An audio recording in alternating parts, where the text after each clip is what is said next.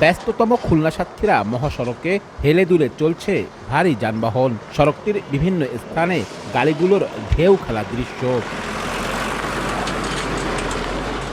সড়কটির খুলনার zero point থেকে চুকনগর পর্যন্ত ৩০ কিলোমিটার পথে অন্তত ১২টি স্থানে কার্পেটিং উঠে গেছে, কোথাও আবার সৃষ্টি হয়েছে খানাখন্দ।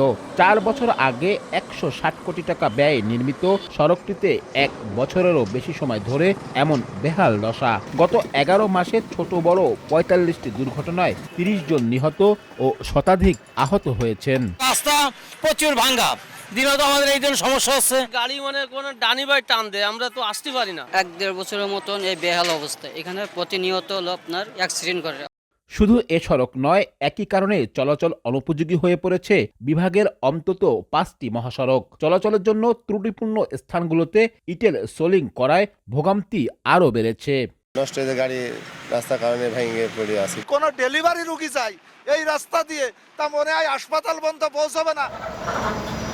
এদিকে সুন্দরবনে যাওয়ার একমাত্র সড়ক পথ সাতক্ষীরা শ্যামনগর আঞ্চলিক মহাসড়কটির অবস্থাও খারাপ। দীর্ঘ এক যুগেও সংস্কার না হওয়ায় কমেছে পর্যটকের যাতায়াত। একই চিত্র খুলনা মংলা মহাসড়কেরও।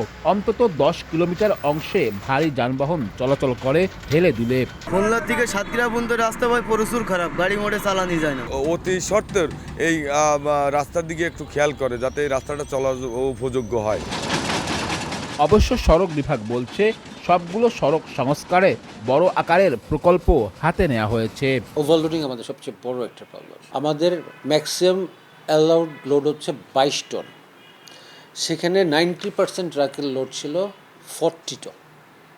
এইটা কিন্তু অনেক কিউমিলিটিভ হারে ড্যামেজ করে রোডের লাইফ লেন্থ আপনি অনেক কমায় ফেলে। দক্ষিণাঞ্চলের এসব মহাসড়কের এমন বেহাল দশায় প্রতিনিয়ত ঘটছে দুর্ঘটনা, ঘটছে প্রাণহানি। বিআরটিএর দেওয়া তথ্য মতে বিভাগের ১০ জেলায় গত ১১ মাসে ৬৪৭টি সড়ক দুর্ঘটনায় মারা গেছেন ৫৯০ জন, আহত হয়েছেন আরও ৬ শতাধিক। আব্দুল্লাহ আল মামুন রুবেল, সময় সংবাদ।